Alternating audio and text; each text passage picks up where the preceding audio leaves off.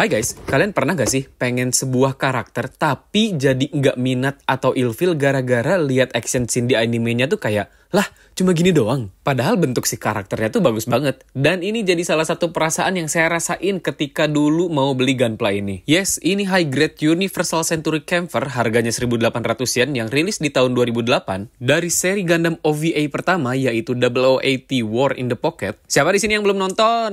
Kalau belum nonton, saran saya sih cepet nonton dulu soalnya ini mau bahas spoiler dan kayak ngebedah kenapa sih Camper ini jadi salah satu mobile suit terbaik dari seri itu. Oke, jadi di video ini saya mau membahas kenapa sih Camper tuh kalahnya cuma gitu doang yang sebenarnya tuh nggak gitu doang sih. Setelah nonton berkali-kali ya, dan ya pemahamannya jadi lebih bagus aja sih seiring bertambahnya umur. Jadi zaman saya masih SD, ada sebuah majalah anime terkenal namanya Animonster yang di salah satu rubriknya tuh lagi bahas Gundam War in the Pocket. Tapi di zaman itu saya masih belum suka Gundam sih. Baru nonton pertama kali tuh pas SMP dan honest reaction saya kayak, anjir, film apaan ini, nggak jelas banget.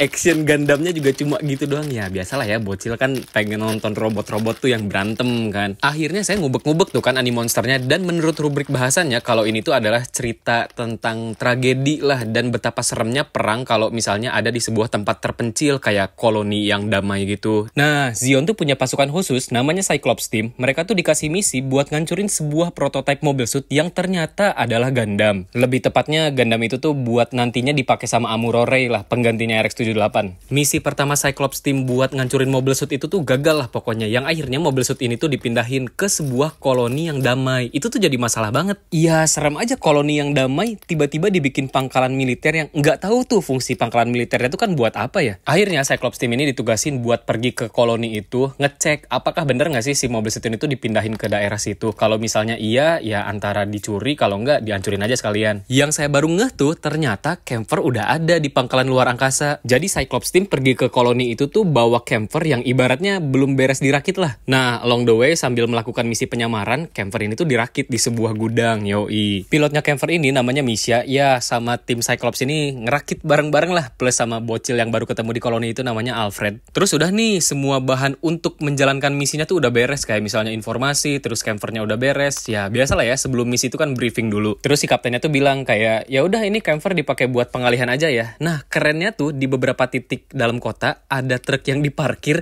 isinya tuh ya itu weaponnya Camper. Jadi sepanjang Camper jalan-jalan kota tuh dia bisa ngambil senjata baru loh. Sama kayak yang di Gundam Build Fighter tuh, pakai kontainer kan. Ya itu tuh homage-nya dari situ. Nah, Camper ini tuh kan dipakai buat mengundang kekacauan di dalam koloni. Jadi timnya yang lain tuh bisa menyelinap masuk lah ke pangkalan militernya Earth Federation yang sebenarnya tuh ngecek dulu mereka kalau itu tuh Gundam bukannya. Kalau misalnya Gundam, ya dicuri bisa nggak ya? Kalau nggak bisa, ya mereka udah siap ngancurin lah dengan segala cara apapun. Hari H nih ya, wah anjing ini yang paling keren waktu Camper keluar dari gudangnya, jedor gitu, nembus dari atap. Nggak akan saya liatin, tonton aja sendiri. Terus kalau misalnya dibilang si Misha ini jago atau enggak, jago banget, gila. Soalnya ada sebuah pasukan namanya Scarlet Team, itu nggak tahu ada berapa mobile suit, kayaknya ada 6 biji deh. Abis semua sama satu Camper. Di awal kan tadi saya udah bahas kalau agak ilfeel ngelihat karakter yang actionnya kurang keren di anime. Sebenarnya ada yang lebih nggak keren lagi daripada Camper. Kalian tahu nggak apa? GM Sniper 2. Dulu saya dimarahin nih sama pe-GM mania gara-gara ngeluarin statement kayak gini. Dalam kutip, duh jadi nggak pengen HGUC GM Sniper 2 gara-gara nonton animenya actionnya jelek banget. Masa baru turun dari pesawat udah langsung ditembak kalah? Biasalah dikomenin kayak, nggak peduli actionnya ini atau enggak, yang penting desainnya keren, gue suka, ya gue suka gue beli. Ya kayak gitu.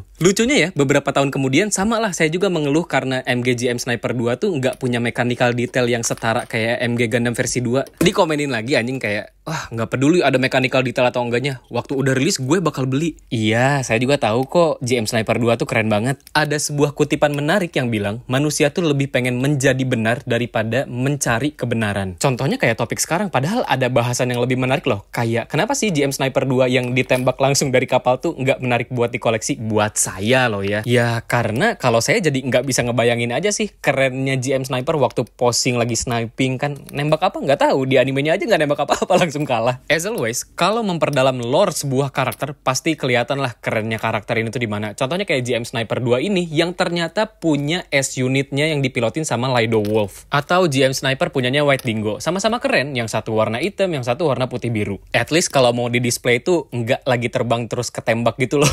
Yang Lido Wolf kebayang lah ya waktu posing lagi sniping sebuah target, atau misalnya White Dingo yang di posing segeng bareng tuh bertiga, kan keren banget ya. Balik lagi bahas camper nih. Setelah dewasa ini saya baru tahu kalau camper tuh kalahnya enggak gitu doang. Jadi kan camper tuh kalahnya cuma pakai Gatling gun-nya Alex ya, cuma dot.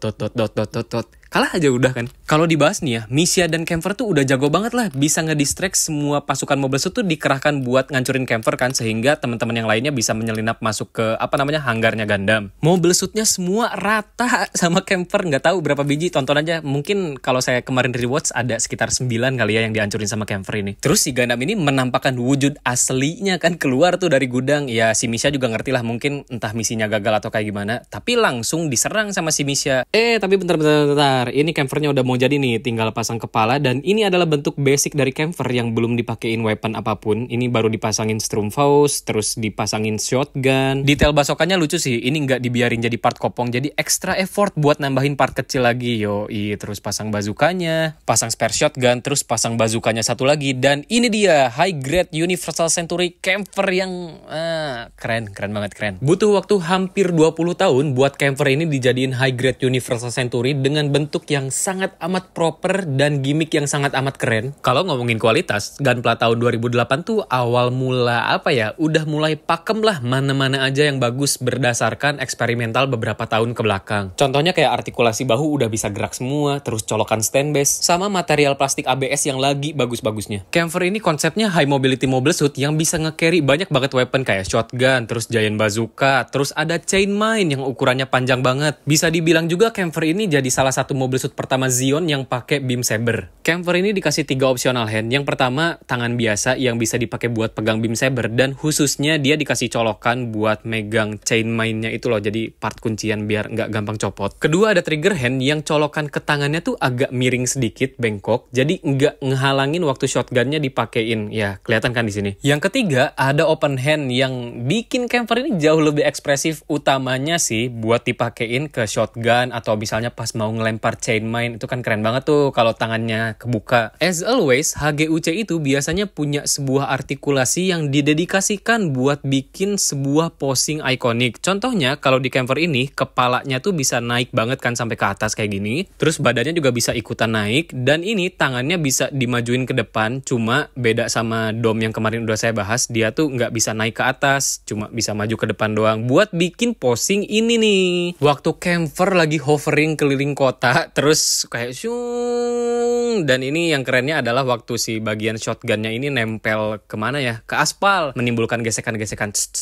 Anjir, itu keren banget sumpah. Jadi kan camper tuh ngacau lah keliling kota, ngancurin bangunan, terus ngancurin sekolahnya si tokoh utama, si Al tuh. Terus dia pakai Stromfaust buat ngancurin Mobile Suit. Ya itu tuh si GM Sniper 2 tuh ditembak pakai bazooka. Jadi ya kayak cuma gitu, baru juga turun udah langsung abis rata tuh Scarlet timnya. Terus biasalah Gunpla zaman dulu kalau misalnya mau colok-colokan harus pakai part spesifik, kayak camper ini harus pakai part ngelinker. Kalau sekarang kan udah tinggal colok pakai universal 3 mm ya. Pokoknya Misha tuh jago banget lah. Waktu pertama kali ketemu Alex ditembak dulu pakai shotgun, terus kan kelihatan kayak dia punya armor, wah kebal nih terhadap shotgun. Akhirnya dia mukul sebuah truk kayak cedor, terus ngambil si chain mine yang ukurannya ya panjang tadi kan, itu buat ngancurin si Gundam. Ya gimana nggak pede Gundamnya bakal kalah, ini tuh bom loh, ditempelin langsung ke Mobile Suit-nya, jeder, ya logikanya pasti langsung meleduk lah ya. Bener kok, Misha ini udah ngelempar chain mine dari jauh, ibaratnya kayak buat jaga jarak lah sama MT1. Yang ternyata Alex ini punya cobam armor yang kuat banget nahan ledakan. Ya gimana, bom ditempelin langsung gitu, damage-nya aja cuma sedikit ke body Alex aslinya. Di situ Misha kaget lah, kayak kenapa ditempelin bom nggak hancur gitu Gundamnya, yang akhirnya di-charge tuh pakai beam saber. BTW beam saber camper tuh ada di bagian paha ini nih, kalau kalian kalian lihat gagang beam saber ini, sama banget kan, persis nih bentuknya. Ternyata di tangan Alex itu ada Gatling gun. Langsung lah ditembak si misianya ini di jarak deket loh. Ya pasti kena dong, kayak dot. Itulah mengapa waktu masih kecil saya nonton kayak garing banget kok, kalahnya cuma gini doang. Tapi kalau nontonnya udah bisa mencerna secara komprehensif, kayak iya, camper ini gila, keren banget sih. Simline camper ini tipikal yang rese, soalnya di dalamnya tuh ada part separation bagian thruster warna kuning. Super effort banget buat ngilanginnya, apalagi camper ini armornya ada yang bentuknya berlapis, ada yang melengkung. Saran saya bagian spike di bahunya dilem aja, nggak apa-apa kok, nggak ngaruh kemana-mana juga, soalnya itu gampang banget copot daripada hilang kan. Bagian simline di kaki dikasih detail garis separation, dan di bagian armornya ini baru ada simline-nya, cuma ini relatif lebih gampang ngilanginnya, soalnya ini armornya tuh bisa dicopot, tinggal bongkar pasang kayak gini doang. Terus di bagian bawah kakinya ada simline kecil-kecil yang kalau misalnya mau dihilangin nanggung sih, mending di scribing sekalian aja buat bikin garis separation. Miss color paling mencoloknya cuma di bagian warna kuning thruster-thrusternya. Ya, as always lah, easy kalau kayak gini mah tinggal diganda marker juga beres kok. Di bagian tangan gak ada simline sama sekali, jadi cara pasang partnya tuh dua armor ditempelin atas bawah gitu, sehingga ya kelihatan kan nih,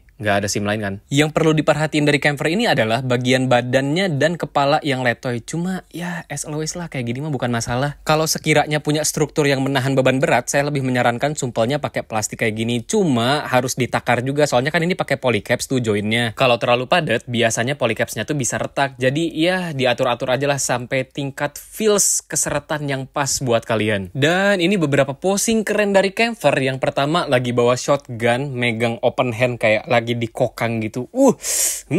Keren banget. Karena camper ini punya banyak banget weapon, jadi cocok lah buat kalian yang suka nanyain, "Bang, rekomendasi gunplay yang punya banyak weapon apa?" Nih, camper dulu. Bagus banget. Mumpung lagi reissue juga kan, harusnya gampang ya nyari yang harganya normal lah at least. Ini saya dapat 200.000 dan dulu pernah dapat 150.000. Dua-duanya ini kondisinya belum rakit ya. Camper ini boleh lah jadi top 3 rekomendasi mono eye saya buat kalian. Terima kasih banyak ya yang udah nonton video ini sampai akhir. Sampai jumpa di video berikutnya. Dadah.